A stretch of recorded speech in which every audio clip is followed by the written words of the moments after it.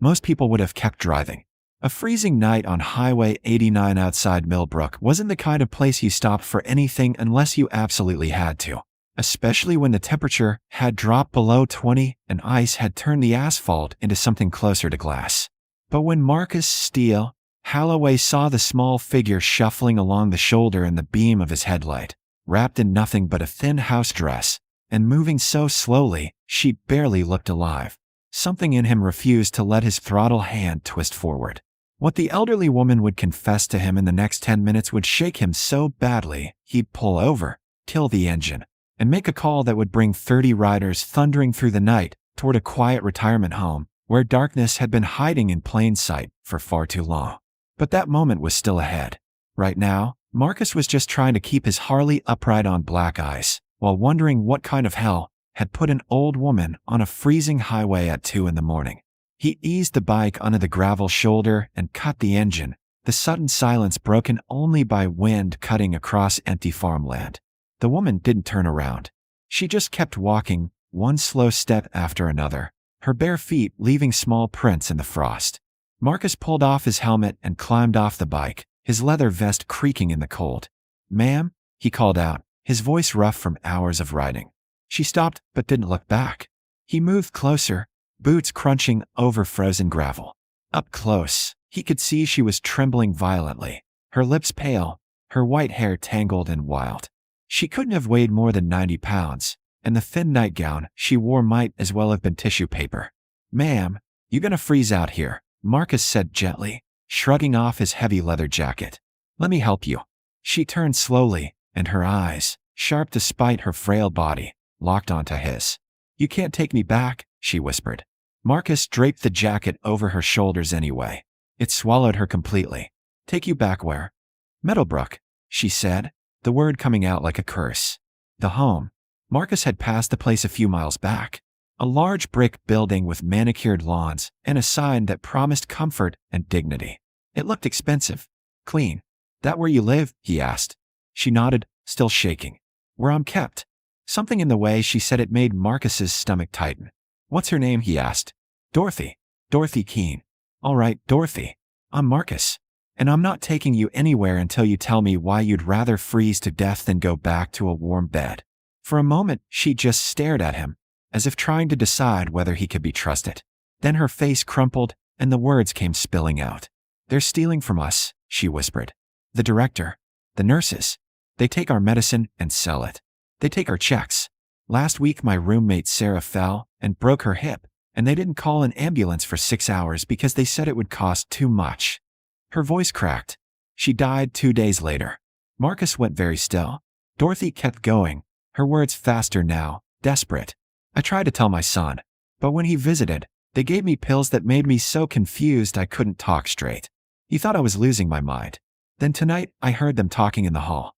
They said I was causing problems, that I needed to be managed." She gripped Marcus's arm with surprising strength. "I heard what they did to Robert Shun when he complained. They said he wandered off. But Robert couldn't walk without his wheelchair." The wind howled across the empty road. Marcus looked down at this tiny woman who had risked everything to escape, who had walked barefoot into a freezing night because staying was worse. "How many people are in that place?" he asked quietly. 43, Dorothy said. "Most of them can't speak up anymore. Some because they're too sick. Some because they're too scared." Marcus pulled out his phone, staring at the dark screen for a long moment. Then he scrolled to a contact labeled Reaper and hit call. It rang twice before a gravelly voice answered. "Steele, it's 2 in the morning." "I know," Marcus said, his eyes still on Dorothy. "I need the club. All of them." There was a pause. "What's going on?" Marcus looked back toward the direction of Meadowbrook, its lights a faint glow against the dark sky. "We've got 43 people who need help," he said. "And I think we're about to make some very bad people very uncomfortable." By the time the sun started threatening the horizon, 17 motorcycles had gathered in the gravel parking lot of an abandoned gas station 5 miles outside Millbrook. The engines were off, but the air still vibrated with the kind of tension that came before something big. Marcus stood near the front, Dorothy beside him wrapped in 3 jackets now, and holding a styrofoam cup of hot coffee someone had brought from town. The riders formed a loose circle. These weren't young hotheads looking for a fight. These were men and women in their 40s and 50s, some with gray in their beards, others with reading glasses tucked into their vests. They'd seen enough of the world to know when something was rotten. James Reaper Cross, the club president, stood with his arms folded, listening as Dorothy repeated everything she'd told Marcus. About the stolen medications, the ignored injuries, the residents who complained and then mysteriously wandered off. About financial documents she'd glimpsed showing payments that didn't match the care being provided. When she finished, the parking lot was silent except for the wind. "You got proof?" Reaper asked, his voice careful. Dorothy reached into the pocket of her nightgown and pulled out a folded piece of paper, worn soft from handling. "I took this from the director's desk 2 weeks ago. It's a ledger page. Shows what they're actually spending on food versus what families are paying." Reaper unfolded it, his jaw tightening as he read. He passed it to the woman beside him, a paralegal named Sandra who rode a custom Triumph. She studied it for a long moment. "This is fraud," Sandra said flatly. "Possibly elder abuse. Definitely theft." She looked at Dorothy. "But if we go in there making accusations, they'll lawyer up and bury this." "So what do we do?" Marcus asked. Reaper scratched his beard, thinking. "We do this smart. No property damage. No threats. We show up, we ask questions, and we make sure everyone, staff, residents, families, knows we're watching." "And if they try to kick us out?" someone asked. "They can try," Reaper said. "But there's nothing illegal about concerned citizens visiting a facility that receives public funding." Sandra pulled out her phone. "I'm calling a reporter I know at the Meadowbrook Gazette. And I've got a contact at Adult Protective Services who owes me a favor." "Good," Reaper said. "We roll in at 8. Visiting hours." Marcus looked down at Dorothy. "You up for this?" She straightened despite her exhaustion. "I've been waiting for someone to listen for 2 years. I'm not stopping now." At 7:55 a.m., the line of motorcycles rolled up to Meadowbrook Retirement Home, their engines rumbling like controlled thunder. They parked in neat rows along the circular driveway, and when the riders dismounted, they did so with calm precision. The front desk receptionist's smile froze when she looked up and saw 17 leather-clad bikers walking through the doors. "Can I help you?" she stammered. "We're here to visit residents," Reaper said politely. "Visiting hours just started. Do you have appointments?" "Don't need them," Sanders said, stepping forward. "This is a state-licensed facility. Visiting hours are public." Behind the desk, a thin man in an expensive suit appeared. His name tag read Director Philip Marsh. His expression shifted from confusion to barely concealed anger when he saw Dorothy standing among the group. "Mrs. Keane," he said smoothly. "We've been so worried. You wandered off last night." "I didn't wander," Dorothy said, her voice stronger now. "I escaped." Marsh's smile tightened. "You're confused.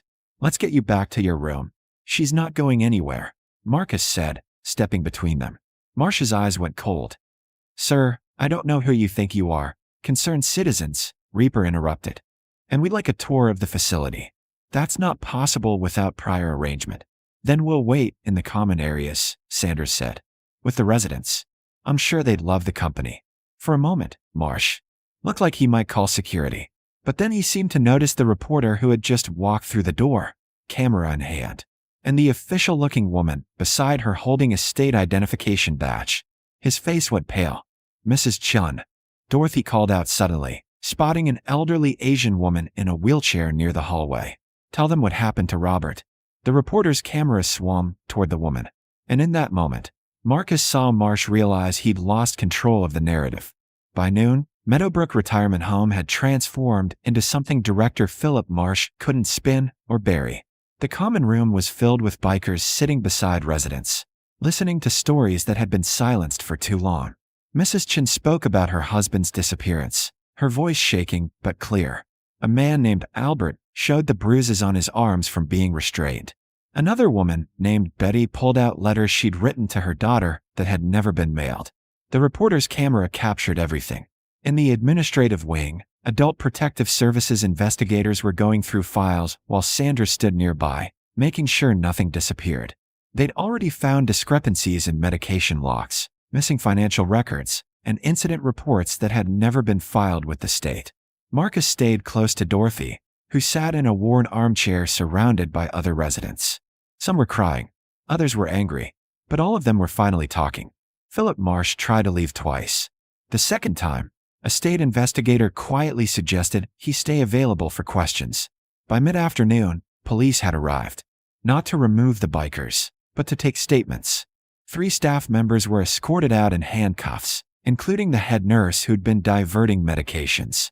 Marsh himself was placed under investigation for fraud, elder abuse, and negligent homicide. Families started arriving after frantic phone calls from residents who'd been allowed, finally, to use phones without supervision.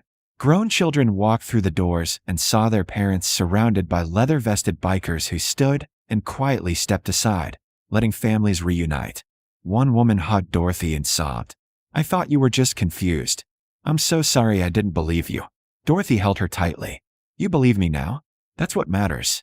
By evening, the state had placed Meadowbrook under emergency supervision. Every resident would be evaluated. Those who wanted transfers would get them. Those who stayed would be under new management with regular inspections. As the sun set, Marcus stood in the parking lot watching families leave with their loved ones. Dorothy emerged with her son, a middle-aged man who kept apologizing, kept saying he should have known. She stopped when she saw Marcus. "Thank you," she said simply. Marcus shook his head. "You did the hard part. Walking out into the cold. Trusting a stranger. You could have driven past," Dorothy said. "Most people would have." "Yeah," Marcus admitted. "But then I wouldn't be able to sleep at night." Dorothy smiled, then reached up and hugged him. "You're a good man, Marcus Halloway." He watched her son help her into a warm car, a blanket already waiting on the seat. Reaper walked up beside him. "State's gonna keep investigating. Sounds like Meadowbrook wasn't the only facility this company owned." Marcus nodded slowly. "Good. Reporters want to interview you." "Pass." Reaper smiled. "Figured you'd say that." He clapped Marcus on the shoulder. "You did good, brother." The bikes fired up one by one, engines echoing across the parking lot. As Marcus rode away from Meadowbrook, he glanced in his mirror and saw lights on in every window now. Curtains open, people visible inside. No more shadows. No more silence. 3 months later, Marcus got a letter. It was from Dorothy, postmarked from her son's address in Denver. She'd moved in with him. She had a garden now. She'd reconnected with old friends. And every week, she volunteered at a senior advocacy group, making sure no one else stayed silent the way she had. At the bottom, she'd written, "You stopped when it mattered." That's the difference between existing and living, someone who stops. Marcus folded the letter carefully and tucked it into his vest pocket. Then he climbed onto his bike and headed out onto the highway, riding toward whatever came next, knowing that sometimes the most important thing you can do is simply refuse to look away.